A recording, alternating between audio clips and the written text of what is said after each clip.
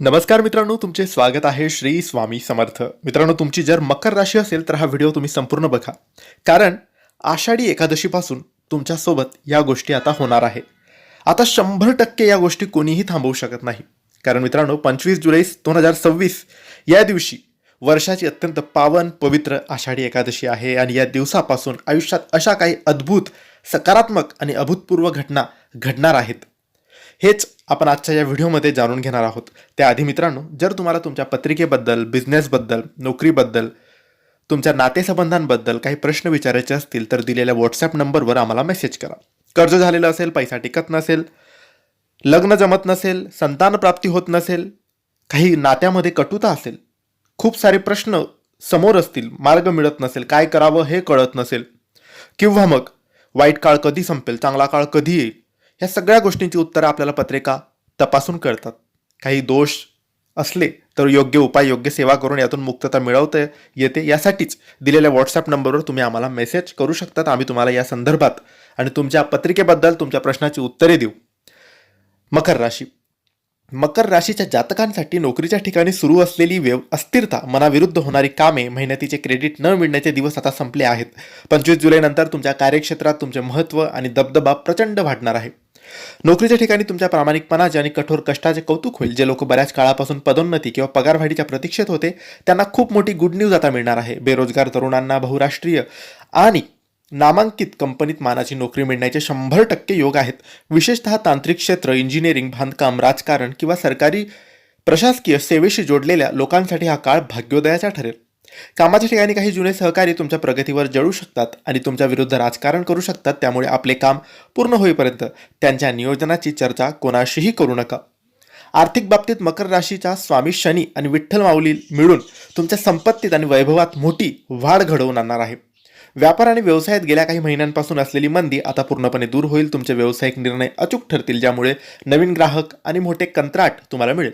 अडकलेली किंवा बुडीत जे पैसे आहेत, जे मिळण्याची आशा तुम्ही सोडून दिली होती, ते अनपेक्षितपणे आता परत मिळतील. जमीन, जुनी मालमत्ता किंवा दीर्घकालीन गुंतवणुकीतून तुम्हाला मोठा परतावा मिळण्याचे योग आहेत. उत्पन्नाचे नवे मार्ग मोकळे झाल्यामुळे बँक बॅलन्स सुद्धा तुमचा वाढेल. या काळात कोणावरही आंधळा विश्वास ठेवून पैशाचे व्यवहार करू नका. कोणत्याही कागदपत्रावर नीट वाचन केल्याशिवाय स्वाक्षरी करू नका. झटपट श्रीमंत करणाऱ्या प्रलोभनापासून दूर राहा. मकर राशीच्या घरगुती वातावरणात गेल्या काही दिवसांपासून असलेली कटकट किंवा दुरावा आता विठ्ठल कृपेने शांत होईल.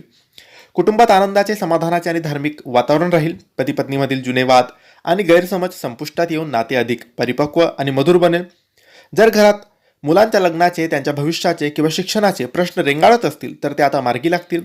वडिलोपार्जित संपत्तीचे वाद तुमच्या बाजूने सुटण्याचे मजबूत संकेत आहेत. नातेवाईक आणि समाजात तुमची प्रतिष्ठा खूप वाढेल. मकर राशीचे लोक थोडे गंभीर आणि कमी बोलणारे असतात.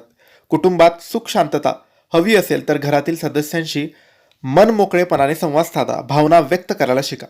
मकर राशीच्या विद्यार्थ्यांसाठी आषाढी एकादशी नंतरचा काळ अभ्यासात मोठी भरभराट आणणारा आहे.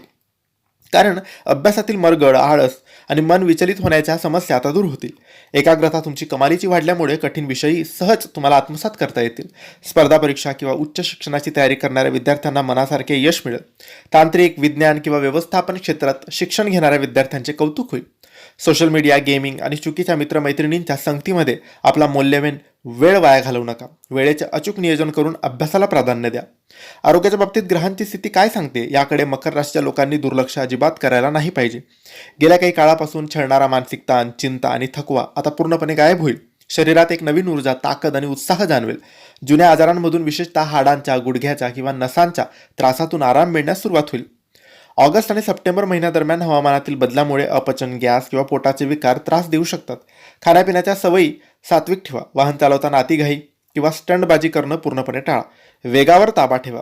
विठ्ठल कृपेने सुवर्णकाळ सुरू होत असताना नशिबाला कोणाची नजर लागू नये म्हणून तुम्ही काही गोष्टी करू शकतात. नकारात्मक विचार नडले जातील. मित्रांनो, तुम्ही माझं कसं होईल, काम होईल की नाही, हा अविश्वास बाजूला ठेवा आणि स्वामींवर पूर्ण विश्वास ठेवा. सतत काम करत राहिल्यामुळे कौटुंबिक आयुष्याकडे दुर्लक्ष होऊ शकते. त्यामुळे नात्यांमध्ये दुरावा येऊ शकतो. कामासोबत कुटुंबाला सुद्धा वेळ द्या.